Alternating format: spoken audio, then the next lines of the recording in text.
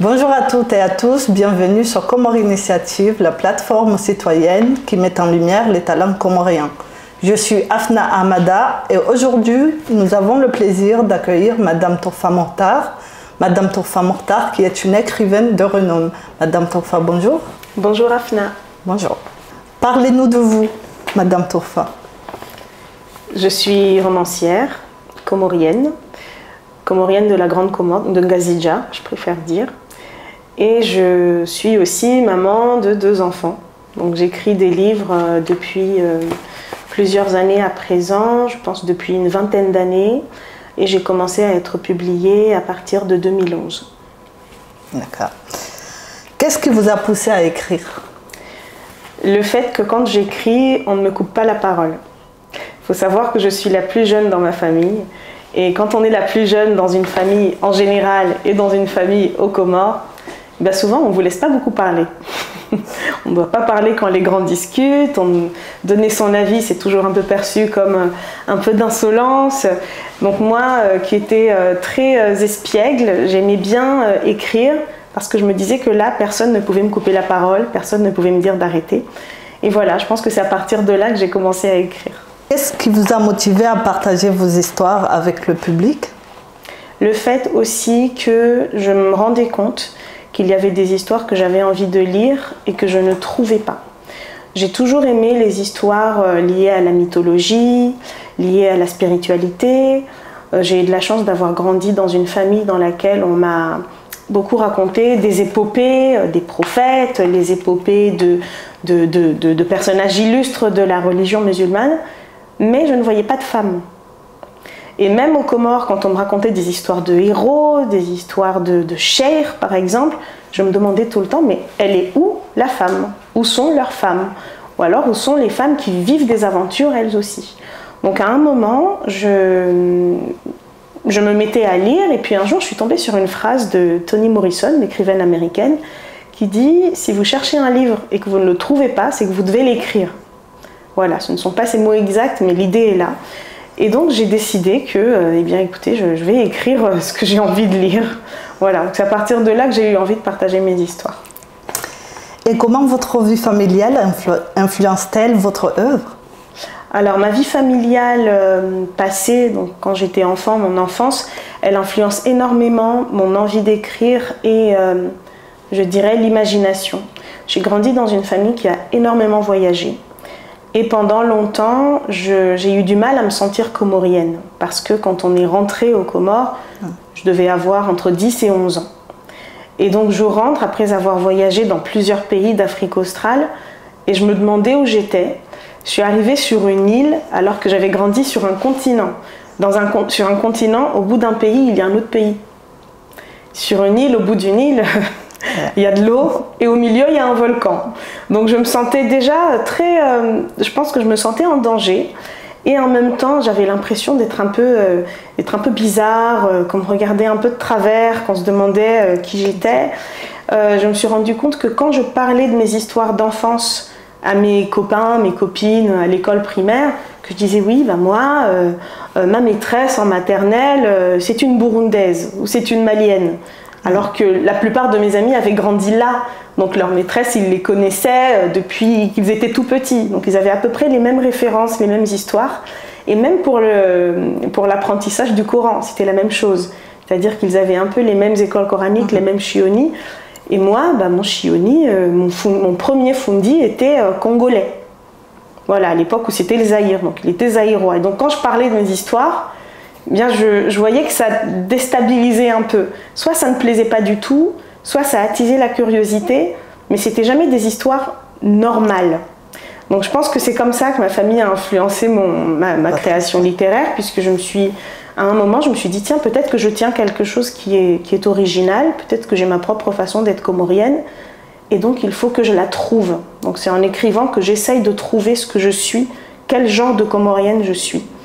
Et puisqu'on parle de famille, mes enfants aussi influencent énormément ma création, puisqu'ils sont nés en France, donc ils sont doublement exilés, puisqu'ils sont enfants d'une maman qui est exilée déjà. Et donc à un moment, je me suis demandé ce que j'allais bien pouvoir leur proposer comme histoire. pour leur raconter le pays où j'étais née, leur raconter ce que j'en avais observé, puisque j'ai vécu longtemps comme une observatrice de la culture comorienne, extérieure, vraiment très extérieure. Et donc j'ai décidé d'écrire en me disant que peut-être dans quelques années, quand ils ouvriront ces livres, ils pourront voir comment leur mère perçoit ce pays et ils pourront ensuite faire leur propre choix.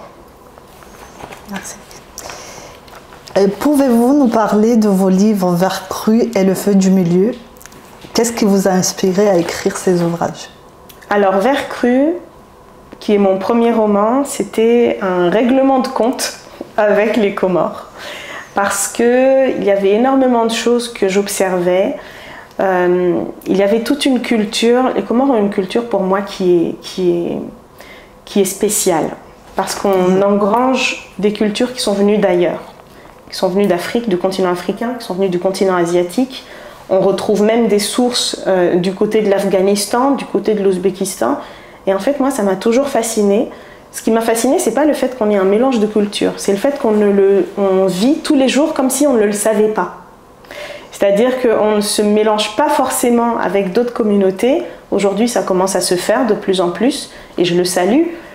Mais on y va toujours avec cette espèce de conviction que nous, on est spécial quand même. Nous, on ne ressemble pas aux autres. Nous, on est un mélange. Et le monde, il se trouve chez nous. Oui, mais le monde se trouve chez nous, mais on ne le connaît pas. On est enfant de 4 îles sœurs, mais on ne connaît pas ces îles. On ne connaît pas les habitants de ces îles. On ne se connaît pas entre nous.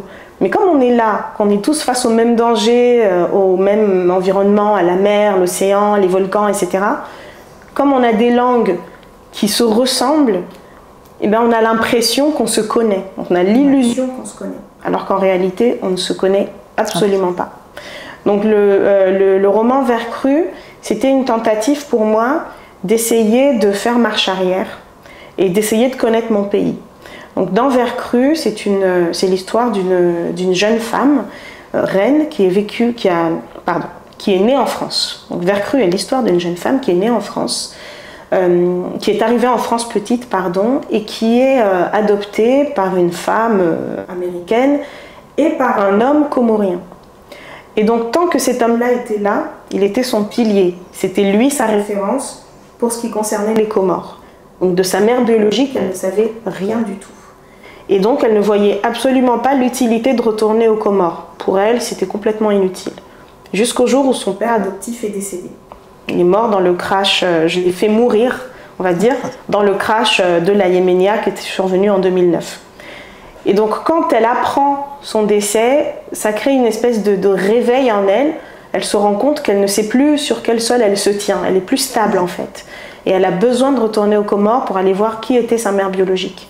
Donc, pour elle, elle part en voyage pour aller à la découverte de sa mère, à la découverte des raisons pour lesquelles sa mère l'a fait partir si jeune. Sauf qu'en y allant, c'est à sa propre rencontre qu'elle part. Voilà, j'en dis pas plus, je ne veux pas spoiler. Et pour le feu du milieu, c'est une autre histoire. C'est un livre dans lequel j'ai essayé de partir à la recherche des racines de ce que j'appellerais peut-être une sorte de racisme qui existe aux Comores. Même si le mot est fort, parce que pour être raciste, il faut avoir conscience que l'autre n'est pas du tout comme nous. Et nous, on est tous pareils, on est tous frères et sœurs.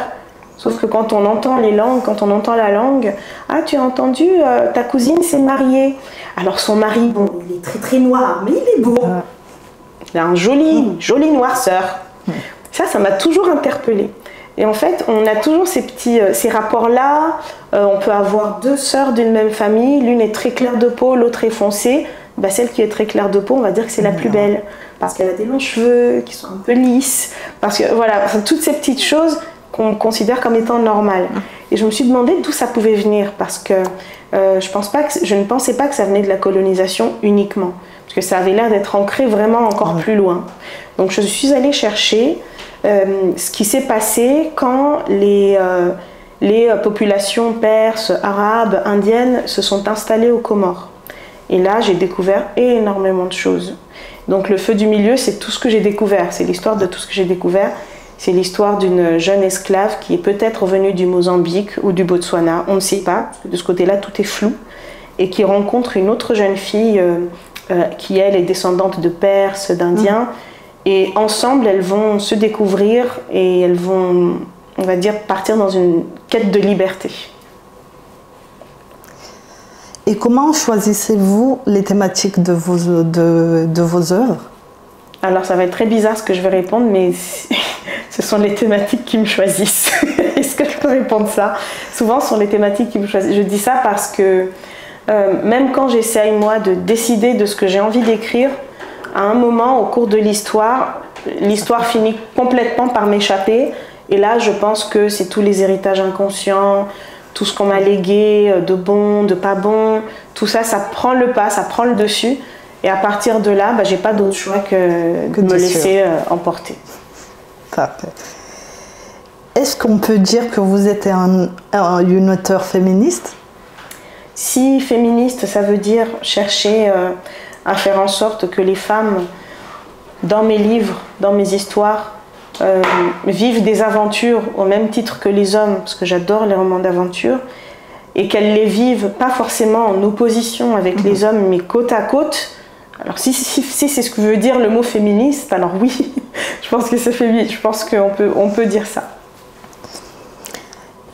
Est-ce qu'être femme a été source de difficultés durant votre parcours, dans votre parcours? Dans mon parcours littéraire? Oui.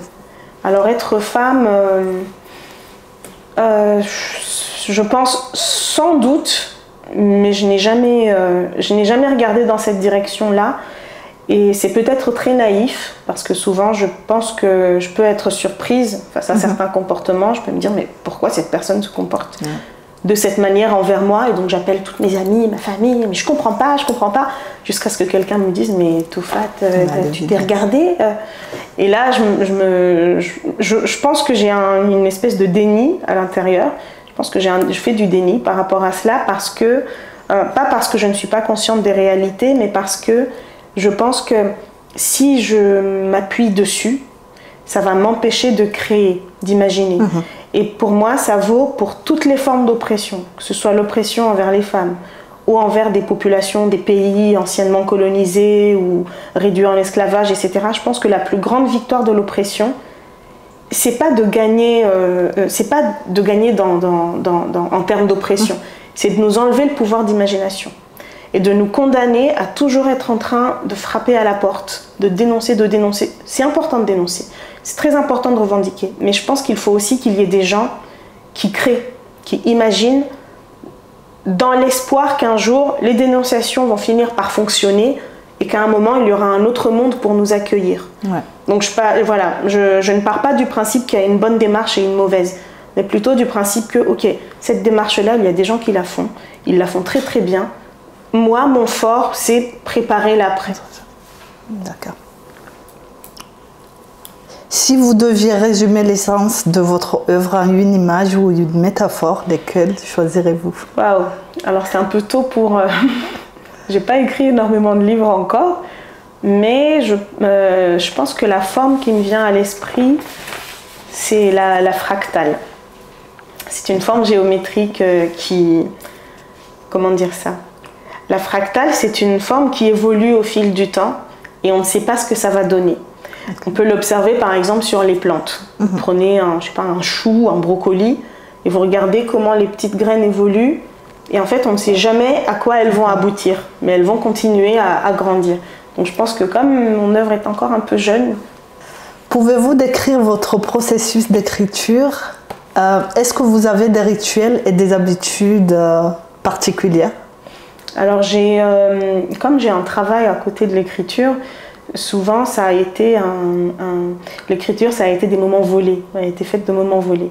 Le feu du milieu et Vers cru par exemple, si aujourd'hui vous me demandez à quel moment je les ai écrits, je ne pourrais pas vous répondre. Parce qu'il y a des moments où je pouvais avoir une idée qui venait, je me disais bon allez, on va se dépêcher de l'écrire avant que ça s'en aille.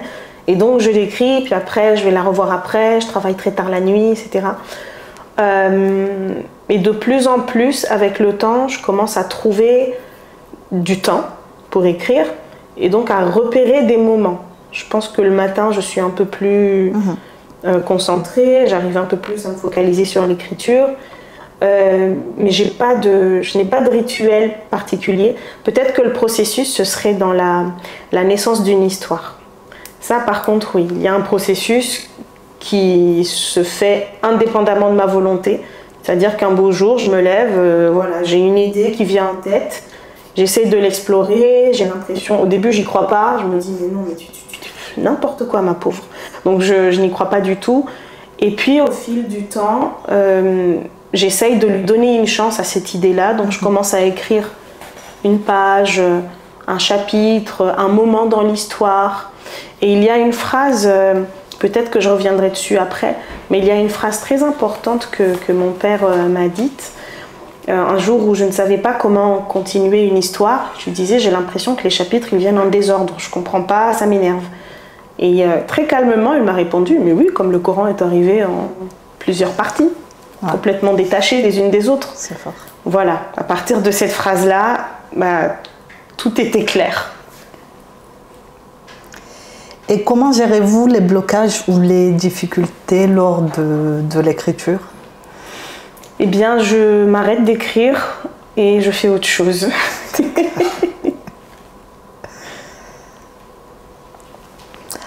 Quelle est l'importance de l'authenticité dans votre écriture? Le fait de rester authentique. Ça dépend envers quoi on reste authentique. C'est-à-dire que si j'écris une histoire sur, imaginons, qui se déroule aux Comores, moi j'ai besoin de créer, d'inventer. Quand on invente, on n'est pas forcément très fidèle à la réalité. Par contre, donc on n'est pas authentique de ce côté-là. Voilà, il y a des personnes qui peuvent me dire, c'est pas du tout comme ça que ça se passe. Ok. Maintenant, là où j'essaye d'être le plus authentique possible, c'est dans les ressentis de mes personnages, dans ce qu'ils vivent, dans leur corps, dans leur tête, dans leurs émotions. J'essaye vraiment de me rapprocher le plus possible de cela, parce que c'est de ça qu'on s'éloigne le plus dans la plupart des sociétés. On nous pousse souvent à ne pas faire confiance à notre instinct, à notre intuition, à nos émotions. Mais non, tu imagines, c'est dans ta tête. Voilà, souvent on va nous dire ça. Et moi, je vais me réfugier dans la tête, je vais me réfugier dans le corps. Je pense que c'est là que je trouve l'authenticité.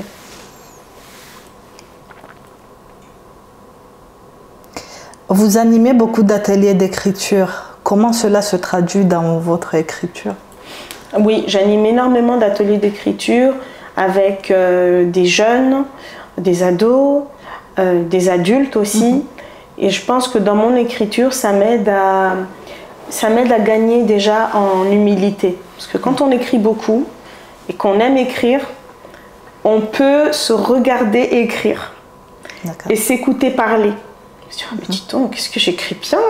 Et donc voilà, c'est un peu grisant, et donc on peut se perdre là-dedans. C'est un piège, c'est un énorme piège, parce que du coup, ce qu'on écrit n'a pas de... Ça finit par ne plus avoir de saveur, en fait. On oublie qu'on écrit pour parler à des gens, on oublie on oublie à qui on écrit, on oublie même qu'on écrit pour soi-même. On se dit, j'écris pour que ce soit beau. C'est comme quand on sait très bien lire le Coran, avec les bonnes mélodies, quand on maîtrise le tajwid par exemple. Le tajwid, je pense qu'on se comprend toutes là-dessus. Je pense que les gens qui nous regardent comprendront. Et quand on maîtrise ça, et il y avait une histoire qu'on m'avait racontée sur ça. Je raconte beaucoup d'histoires quand on me pose des questions. Il y a une histoire que j'adore. C'est une histoire qu'on m'avait racontée à propos du jour du jugement dernier. Donc on me dit, il y aura deux personnes. L'une ne lisait pas du tout le Coran, elle ne connaissait pas du tout, mais elle avait un cœur grand comme ça. Elle aidait tout le monde, voilà. L'autre maîtrisait totalement le Coran. Et toutes les deux arrivent devant Dieu le jour du jugement dernier. Et Dieu les regarde toutes les deux et dit, bon, toi tu vas ici, toi tu vas de l'autre côté. Et donc celui qui maîtrisait le Coran, il est renvoyé là où il n'a pas envie d'aller. Et le problème, il s'énerve. Il dit, mais c'est pas possible, moi j'ai appris le Coran, je maîtrise tout, j'ai appris la jurisprudence, j'ai appris énormément de choses, comment est-ce que vous pouvez m'envoyer et Dieu lui demande, tu l'as appris pour toi ou pour moi? Mais non, je l'ai appris pour toi, Ya Rabbi. Il le regarde et dit, mais non, tu l'as appris pour qu'on puisse dire, quelle belle voix, quelle belle diction, ah là là, takbir, Allah akbar. Voilà, c'est pour ça que tu l'as appris. Donc ton intention n'était pas la bonne. Voilà, tu n'as pas regardé quelle était ton intention. Et ça, c'est une erreur que font tous les humains, c'est ce qui fait de nous des humains. Mais je pense que j'essaye toujours de rester au plus près de ça, de me demander, ok, est-ce que là j'écris parce que je trouve que c'est super, ou est-ce que j'écris parce que c'est une histoire que j'ai besoin de raconter? Je ne sais pas si j'ai répondu à la question. Parfait. Et comment voyez-vous le rôle de l'écrivain dans la société? Alors, c'est un rôle assez solitaire, je pense. Et c'est un rôle de... Je pense que chaque société a la possibilité de faire émerger des individus qui sont dans la contemplation. C'est-à-dire, je pense que tout le monde a la possibilité de contempler, de réfléchir, comment dire ça, de se connecter à ce qu'il ressent, à ce qu'il ressent au plus profond de soi. Et en fait, je pense que quand on choisit d'être écrivain, parce que c'est un choix, je pense que énormément de personnes peuvent choisir de le faire, c'est un choix, c'est d'être le plus honnête avec soi-même, le plus honnête possible avec soi-même. Et c'est très difficile parce que ça veut dire qu'il faut aussi admettre que les défauts qu'on voit chez les autres, eh ben on les a à l'intérieur. C'est pour ça que ça nous irrite. Ouais. Parce que l'autre, c'est mon miroir. Donc même quand on décide de ne plus leur parler, ben, il faut savoir pourquoi on décide de ne plus leur parler. Est-ce que tu ne veux plus leur parler parce que tu considères que tu es mieux qu'eux, ou est-ce que tu ne veux plus leur parler parce que tu te dis que ce trait de caractère-là, si tu continues, eh ben, ça va se développer encore plus. Donc tu l'as reconnu en toi. Donc je pense qu'être écrivain, et après il y a plusieurs fonctions, hein, mais je pense que l'un des rôles, c'est cela, c'est d'être le plus honnête possible à l'intérieur avec soi-même pour pouvoir rappeler aux autres ce qu'ils sont. Voilà. Alors, que conseillerez-vous à la jeunesse comorienne ou diasporique qui aime écrire? Est-ce que je suis en position de conseiller? Je pense que je partagerai plutôt ma manière de faire. Ce que je pourrais conseiller, c'est de se dire déjà que chaque parole compte, que chaque parole est essentielle, mais qu'il faut bien se demander si c'est vraiment notre parole ou si c'est une parole qu'on nous a inculquée. Okay. Et c'est une question que je me pose tout le temps.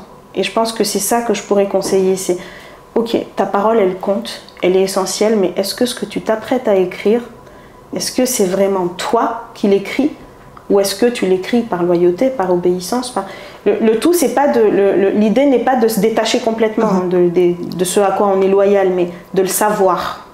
De le savoir. C'est important de le savoir, de ne pas croire que ça vient uniquement de nous.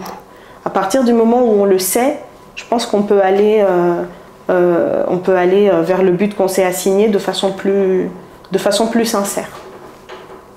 Et comment voyez-vous l'avenir de la littérature franco-comorienne? Je pense qu'elle a de très beaux jours devant elle.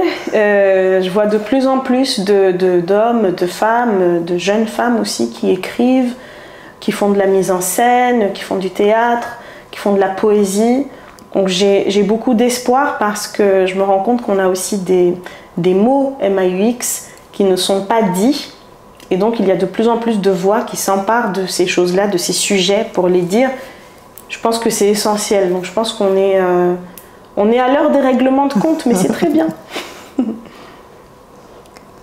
Et dans un contexte où l'intelligence artificielle prenne de plus en plus de valeur dans le monde actuel, comment voyez-vous l'avenir de l'écrivain par rapport à ça?